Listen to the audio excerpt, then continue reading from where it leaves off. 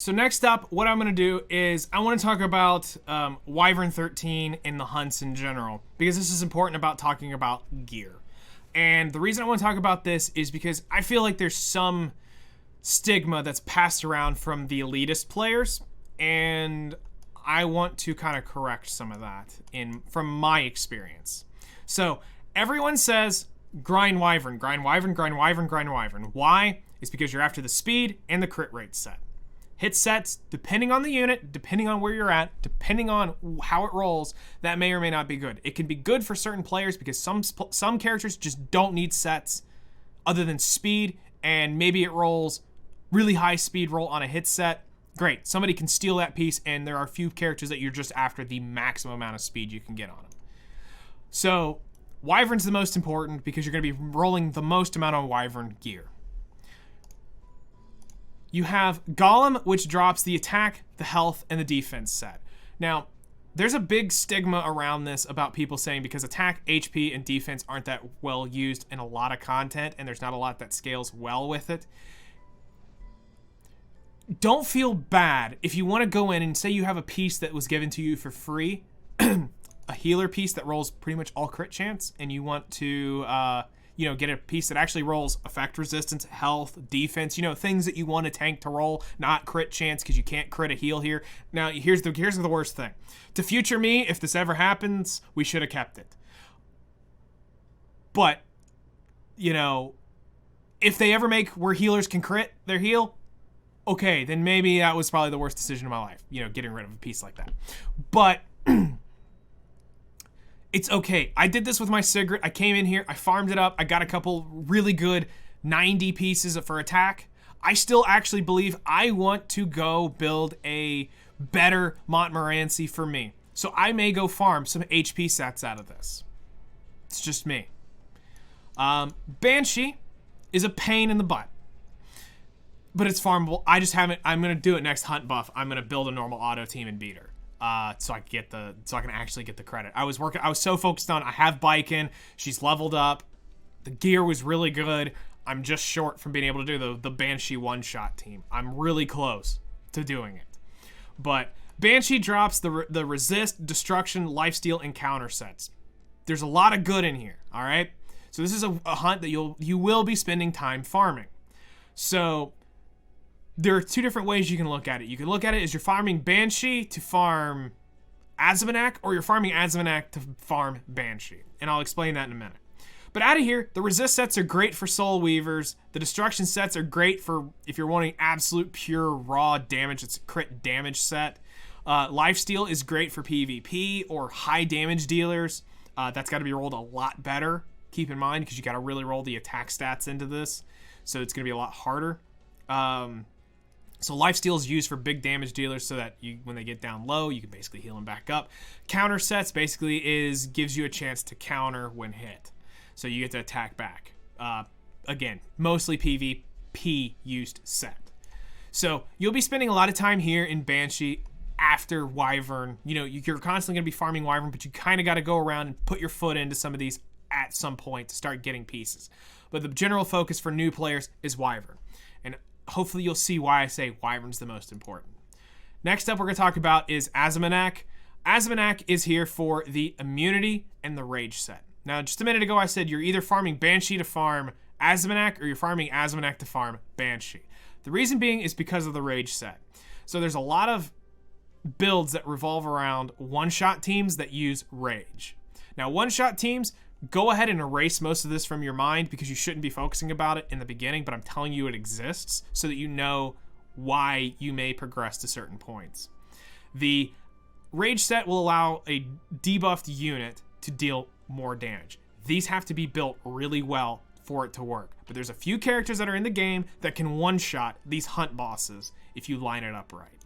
So most of the time, though, you're farming for the immunity set in Azimanak. Why is immunity so good? Is because it allows you turn one to be immune to debuffs.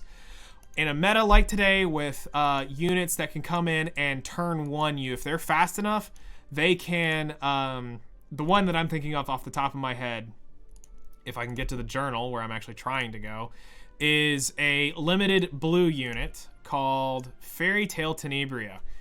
This unit is typically extremely fast, and the reason being is she's trying to get in here and debuff you and get you unbuffable.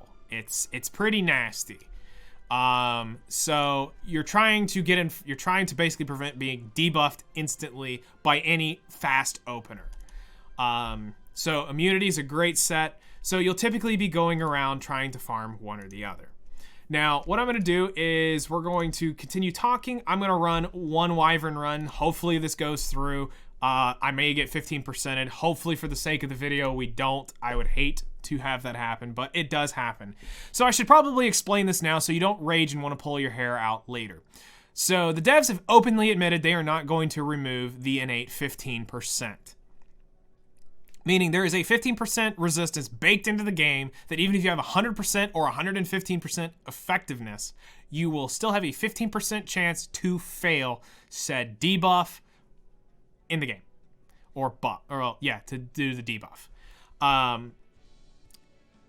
Why we're wanting to do hunts and focus in on it so much is because of the resource, the ability to craft the item, getting good drops, and the reason why you're trying to push to Wyvern 13 is because only 85 gear. You may be watching this in 6 months and there may be 90 natural gear dropping, or 95. If you're watching this and they're already at 95, you probably need to stop watching this and go find some other newer guide, because at this point, it sounds like there's a lot of stuff that's changed. But for right now, it's just 85 gear that drops from Wyvern. But anything lower than that has a chance to drop a lower grade piece of gear. When it comes to Wyvern, what I noticed is I was in the early aspects of wanting to go from just get me upgrades. Whether it be let me be able to craft it, let me get it, whatever. So to me, it was worth my time to run a lesser Wyvern than a greater Wyvern when I was struggling. But now that I can run this consistently with a 95% success rate, other than literally getting 15%ed, now you're probably like, why can you run this with a 95% success rate and there's a 15% chance to always fail? Because most of my runs normally go through. There you go. We got a run and we got a blue drop. But here's the thing. It's not the worst, it's not the best, because here's the cool thing. As long as this is speed, which it is, this gets extracted, and I now have 7 speed weapon cores that I can now go craft a speed sword if I need it. Not the worst thing. So as you can see right here with my daily buff, or just my buffs in general from the guild and the monthly, I'm getting 38,494 gold per run, and I got 18. I happen to get 18 cores. This is random, or 18 claws. This is random what you'll get here. But you have a chance to drop it. My pet is built up, which that's gonna be a whole can of worms, because we need to talk about that later in the guide about pets. But there you go. There's a Wyvern run. You kind of see the process of what you're after. And then you want to focus on this. There's a lot of great units that you can build. And that's really, that kind of segues into the next part, which is what do you do to build a Wyvern team? Well, the basic Wyvern team, as you saw for me, my Wyvern team was, I'll show it this way, will be easier. My Wyvern team is right here. General Purgus, which is a Moonlight 4 character. Basically, he is the ability of why my Sigrid can be so slow. She can now hit harder and not have to be faster. If you're using somebody like Montmorency or Angelica, your Sigrid probably is going to need to be faster than mine.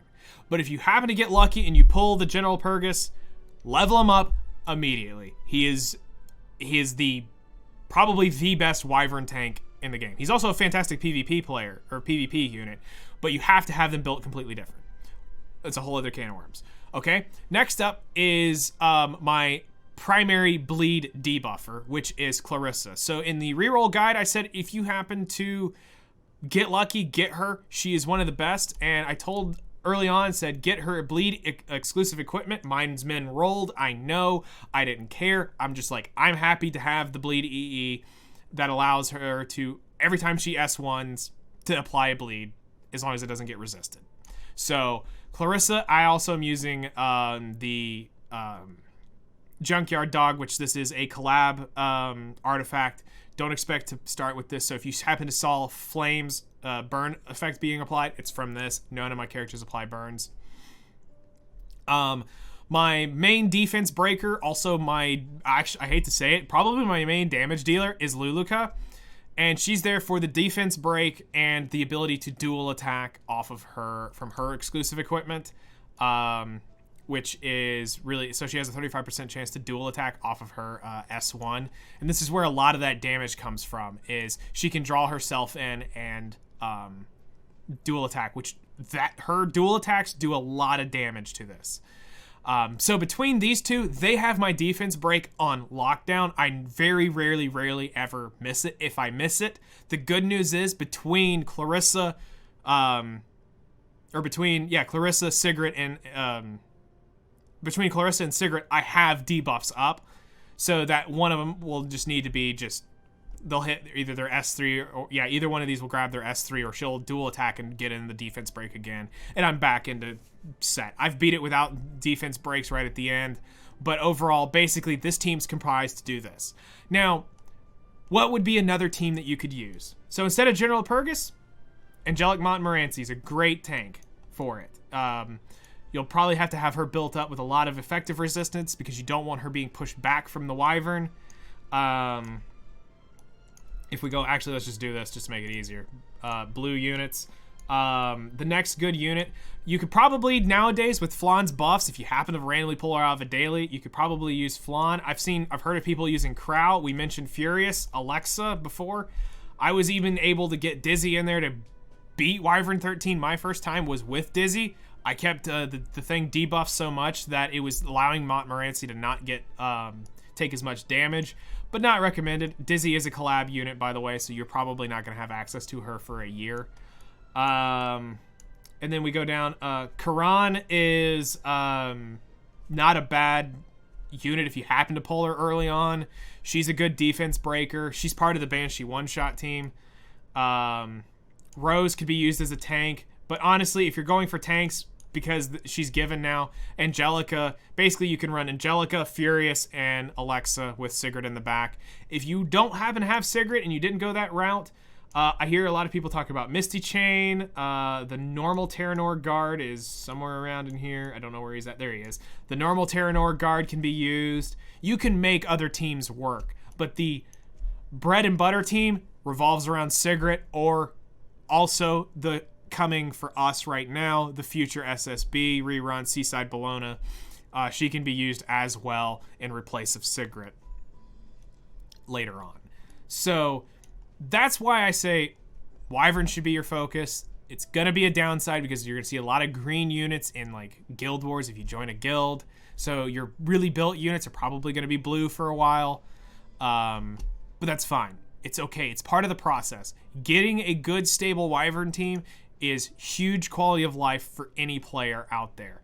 I cannot stress that enough. It's just why we do it is for the speed gear, and we want to get as much resource. And this is where honestly, this is where I get a good bit of my mystics. This is where I get a good bit of my bookmarks, and this is where I get a good bit of my skystones, all right here in this one spot. Sure, it costs 20 energy a run, but if you put all your daily energy into this, it's not the worst thing. Just clear side story first. That's all you need to do.